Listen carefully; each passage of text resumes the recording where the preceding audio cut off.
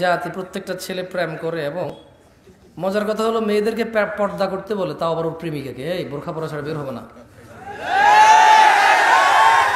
ও তো আর জামশেদ মজুমদার না যে হুজুর এখানে ওয়াজ করবে, তো ওয়াজ করতে পারে কারে? প্রেমিকারে।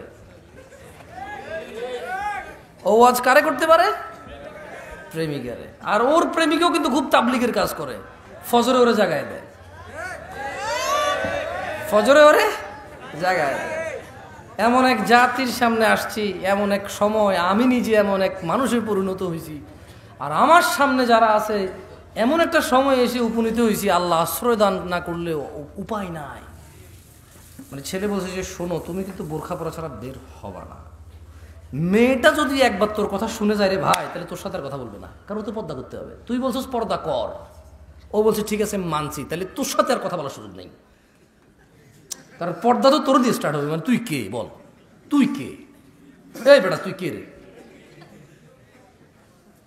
একটা পোস্টার টোস্টার দেন না, আমার আবার অভ্যাস খারাপ, সিরিয়াসিরি করা লাগে, হারাসিরি করা লাগে, এটা তোর কোনো কাজ আসবে না। না তো যেটা বলছিলাম, এই হলো মেয়ে, হ্যাঁ তোমার প্রেমিকা, ছোট ভাই, ওকে, এই হলো তুমি। আচ্ছা, এখন তুমি বললা যে শোনো, তুমি এভাবে চলাফেরা করো আমার কিন্তু একদম পছন্দ না। তোমার আমি অনেকবার বলছি বোরখা পরো, তার সাথে কথা বলো না, তোমার মোবাইল ব্যস্ত পাই কেন? তুমি মোবাইল ব্যস্ত রাখিও না, তুমি বোরখা পরে পর্দা করে বের হও। তুমি জানো না পর্দা করা ফরজ? ছোট মানুষ, মেয়ে 8-এ পড়ে, 9-এ পড়ে, তেমন দিন সম্পর্কে জানে না, ওর বাবা মাও জানে না। আমি ওর দোষ দিই না, না আমি ওর দোষ দিই না, ও আসলেই জানে না। ও বাচ্চা মেয়েটা আসলেই জানে না, ও বাচ্চা মেয়েটা আসলে ওর প্রতি ইমপ্রেস হয় কেন, ও হাফেজ। আমার কাছে প্রশ্ন আসে, তুমি মনে ওরা বানাই করি বেটা, আমার ফেসবুক আইডি একদিন এখানে স্ক্রিনে লাগাই দিবি বেটা। আমার ফেসবুক আইডি দেখে একটু দূরে সরান তো এখান থেকে প্লিজ। তো ওই আমার ফেসবুক আইডি একদিন এখানে স্ক্রিনে দিয়ে আমার কাছে যে মেসেঞ্জারে যে আসে, হ্যাঁ ওইটা আমি, এই তোমাকে কি কোনো ইউটিউবারে ফিট করছে, সেটিং করছে? বেয়াদবি করবে না। ও আচ্ছা সরি সরি, না থাক, বসো বসো বসো। উনি অসুস্থ? আচ্ছা না না না, বসো ভাই বসো, ওকে কিছু ফলটল থাকতে দেন, সমস্যা নেই। হাসেন কেন আপনি? তাহলে আপনার এলাকায় মেহমানদারি কি তামাশা নাকি? কোন এলাকায় আসছি? অমানুষের বসবাস নাকি এখানে? হ্যাঁ আরে ভাই তোরা বলিস না চেতে গেছি আমি। দেখেন এখন এই ছেলে এই যে মেয়েটাকে ফুসলাচ্ছে, মেয়েটা তো ছোট মানুষ, ও তো আসলে জানে না, আসলে তেমন কিছু জানে না, বরঞ্চ আরও ইমপ্রেস হয় জানে এই ছেলেটা ভালো, দাড়ি রাখছে, হাফেজ, মাদ্রাসায় পড়ে, একটা ভালো ছেলের সাথে প্রেম হচ্ছে আমার। তো এখন ছেলেটা বলে যে পর্দা করো। এখন দেখেন এই ছেলে কোন দিন তার দাওয়াতে সফল হবে? যেদিন এই মেয়েটার সাথে কথা বলবে না, সেদিন সে বুঝবে যে আমার দাওয়াত কাজে আসছে রে। কীভাবে? ধরেন ছেলে বললো পর্দা করো, মেয়ে বলছে লে করলাম, এখন আর ফোনে পাচ্ছে না, ওরা রিচ করতে পারতেছে, কেন মেয়ে পর্দা করতেছে। ছোট ভাই তখন তোর দাওয়াত কাজে আসবে, এছাড়া তুই যতই দাওয়াত দিয়ে ওরে ফোন দিয়ে দাওয়াত দিস, ওইটাই পর্দা খেলাপ হয়ে যায়। আল্লাহ আমাদেরকে বুঝার তৌফিক দান করুন ইয়া আল্লাহ। তোমরা যত ভালো শ্রোতা হবা তত ভালো বক্তা পাবা, তোমরা যত শিক্ষিত শ্রোতা হবা তত শিক্ষিত বক্তা তোমাদের সামনে আসবে, তোমরা যত উন্নত মানুষ হবা তোমাদের নেতা নেত্রীরা তত উন্নত হবে। দেখো না তোমাদের নেতারা এসে বলে যে এই হুজুর আপনাকে বলছি ওয়াজের মাঠে কোনো রাজনীতি বক্তব্য নাই, ওখানে যাবেন আপনি দেখবেন যে কয়জন বক্তা সেটা নির্ধারণ থাকে যে কারা কথা বলবে, রাইট? এবং সিরিয়াল থাকে, সিরিয়ালটা আগে পরে হয়। ধরেন আমি আগে কথা বলবো কিন্তু আমি পরে কথা বলতেছি কারণ আমি লেটে আসছি, বা আমি পরে কথা বলবো আমি আগে কথা বলতেছি কারণ আমি ভাবতেছি যে আমার একটু তাড়া আছে, আমি চলে যাবো, অসুবিধা নেই বলুক, রাইট? কিন্তু বাংলাদেশের মাঠে একজন বক্তা কথা বলা অবস্থায় থামিয়ে দিয়ে আরেকজন বক্তাকে বক্তব্য দিতে হয়। হ্যাঁ না না হুজুর উনি তো অতিথি। আরে ভাই যে কথা বলে তাকে বক্তা বলে, অতিথি তো এরা সবাই অতিথি। কেউ আপনার সবার বাড়ি এই জায়গায়? আমার বাড়ি এই জায়গায়, আপনার বাড়ি কই? শেখ আপনার বাড়ি কোথায়? এইখানে কিনা? আপনি আজকে কি গেলে এলাকাবাসী হিসেবে আসছেন নাকি অতিথি হিসেবে আসছেন? তো অতিথি তো উনিও, তো বুঝি এক অতিথির ভিতরে দিয়ে আরেক অতিথি কথা বলবো? ন্যূনতম সেন্স, ন্যূনতম বোধ আমাদের ভিতর থেকে নষ্ট হয়ে গেছে। কোথায় কাজ করে আমাদের বোধ? ইয়া নাস ইত্তাকুল্লাহা হাক্কা তুকাতিহ ওয়া লা তামুতুন্না ইল্লা ওয়া আনতুম মুসলিমুন। আল্লাহকে ভয় করো, ভালোবাসো, যেভাবে ওনাকে ভয় করা উচিত ভালোবাসা উচিত, আর তোমরা মৃত্যুবরণ করো না মুসলিম হওয়া ছাড়া। এই দুনিয়া তুচ্ছ, তোমার জন্য এক কানুন, আমার জন্য এক কানুন, ঠিক না। নিজেকে বদলাও, সমাজ বদলাবে। পরিবার বদলাও, সমাজ বদলাবে। নিজের সংশোধন সবার পূর্বে দেখো, সবার সংশোধন হবে। দুনিয়া তুচ্ছ, আখিরাতই হচ্ছে উত্তম স্থায়ী। কামা ক্বাল আল্লাহু জাল্লা ওয়া আলা, যেমনটা আল্লাহ তাআলা বলেছে, ওয়ামা উতীতুম মিন শাইইন ফামাতাউল হায়াতিদ দুনিয়া ওয়া জিনাতুহা, আর তোমাদেরকে যা কিছু দেওয়া হয়েছে তা তো দুনিয়ার জীবনের ভোগ ও শোভা মাত্র, সৌন্দর্য এই পুত্র সন্তান, এই কন্যা সন্তান, এই মাইক্রোফোন, এই প্যান্ডেল, এই বসুন্ধরার ফ্ল্যাট, এই রূপগঞ্জের শত শত শতক জমি, এই 5 তলা দালান, এই পাকা বাড়ি, পাকা ঘর, দালান কোঠা, এই সুন্দর ফুল গাছ বাড়ির সামনে, আঙিনার সামনে, এই ব্যবসা বাণিজ্য, ছেলে সন্তান, নেতা নেতৃত্ব, এই শিক্ষকতা, এই আত্মীয়তা, ফামাতাউল হায়াতিদ দুনিয়া ওয়া জিনাতুহা,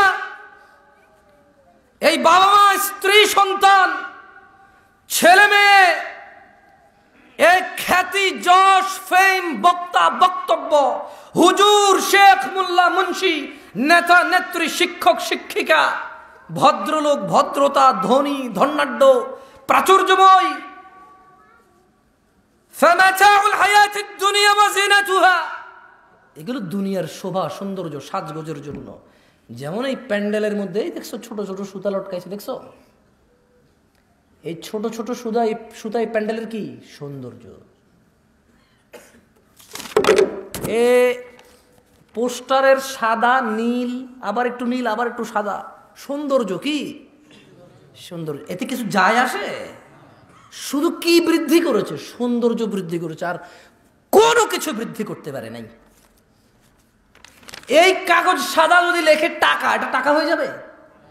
এই কাগজে যদি একবারে 100 রঙের রং বেরঙের রং লাগায় লেখে টাকা, টাকা হয়ে যাবে? হবে না। শুধু সৌন্দর্য বৃদ্ধি হবে কাগজের। এই দুনিয়ার যা কিছু আছে সব কিছু একজন মানুষের জন্য শোভা, শোভার কিচ্ছু না, ভোগ শোভা মাত্র। ওমা ইনদাল্লাহি খায়র, আর আল্লাহর কাছে যা আছে তা হচ্ছে উত্তম।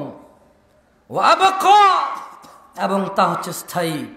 আফালা তাকিলুন, আরে ও চারিতা লুক মারকাজুল উলুম আল ইসলামিয়া মডেল মাদ্রাসার এই মাহফিলের উপস্থিত জনতা, আরে ও রূপগঞ্জ নারায়ণগঞ্জের মানুষ, আল্লাহ বলছে দুনিয়ার সব হচ্ছে শোভা সৌন্দর্য ভোগের জন্য, আল্লাহর কাছে যা আছে তা হচ্ছে উত্তম ও স্থায়ী। আফালা তাকিলুন, তোমরা কি অনুধাবন করবা না? এটা আল্লাহ প্রশ্ন করেছে, জবাব প্রত্যেক ব্যক্তি নিজে নিজে দেবে।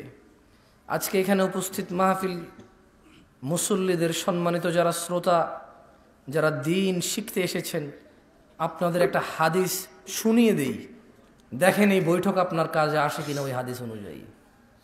ডিসিশন আপনার। আমি এমন কিছু বলতে পারবো না যেটা আপনি আগে জানেন না। হ্যাঁ, আপনি এমন কাজ আপনি বহুবার বহু বছর থেকে করতেছেন, এই কাজের অনেক বেনিফিটের মধ্যে একটা বেনিফিট তুলে ধরতে পারবো। যেমন ধরেন, এখানে আসা যদি কৃষ্টি কালচার জামশেদ মজুমদারকে শুনতে আসা হয় তো তাই হবে, আর যদি এখানে আসা দিন শিক্ষা উদ্দেশ্য হয় তাহলে কি হবে সেটা আমি বলে দিতে পারি। আন আবি হুরায়রা রাদিয়াল্লাহু আনহু قال, আবু হুরায়রা রাদিয়াল্লাহু আনহু থেকে বর্ণিত, তিনি বলেন, قال রাসূলুল্লাহ সাল্লাল্লাহু আলাইহি ওয়াসাল্লাম, আল্লাহর রাসূল সাল্লাল্লাহু আলাইহি ওয়াসাল্লাম বলেছেন, মান সালাকা তরিকান ইয়ালতামিসু ফীহি ইলমা, তোমাদের মধ্যে যেই ব্যক্তি জ্ঞান শিখবে এই উদ্দেশ্যে পথ চলতে শুরু করলো, সাখালাল্লাহু লাহু তরিকান ইলাল জান্নাহ, আল্লাহ তাআলা এই উদ্দেশ্য যদি দিন শিক্ষা হয়, পথ চলতে শুরু করলে এই উদ্দেশ্যকে উসিলা করে আল্লাহ তার জান্নাতের পথ সহজ করে দেবে। সিদ্ধান্ত তুমি নেবা, তুমি এখানে কেন আসছো। আমি তোমাকে কিছু বলতে পারবো না। আমি তোমাকে বলতে পারি তুমি এখানে এসে আল্লাহর পরিবারের অন্তর্ভুক্ত হতে পারো।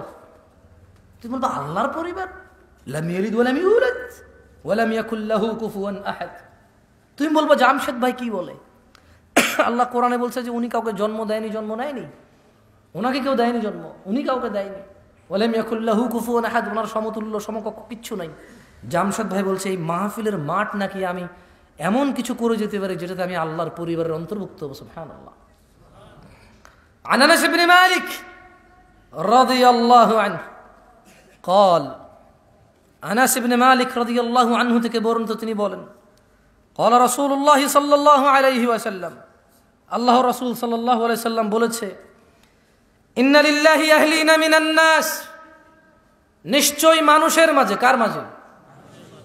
أهلين من الناس, নিশ্চয় মানুষের মাঝে আল্লাহর পরিবার রয়েছে। কালু ইয়া রাসূলুল্লাহ, সাহাবারা সবাই বললেন হে সাল্লাল্লাহু আলাইহি ওয়াসাল্লাম, মান হুম, তারা কারা যারা আল্লাহর পরিবার? কাল, তিনি আলাইহিস সালাম বললেন হুম আহলুল কুরআন আহলুল্লাহ ওয়া খাসসাতুহু। আল্লাহর নবী সাল্লাল্লাহু আলাইহি সাল্লাম বললেন যারা কোরআনুল কারীমের পাঠকারী, কোরআনুল কারীমের তেলাওয়াতকারী, তদ অনুযায়ী আমলকারী, কোরআনকে মেনে যারা চলে তারাই হচ্ছে আল্লাহর পরিবার এবং আল্লাহর বিশেষ ভাজন, স্পেশাল।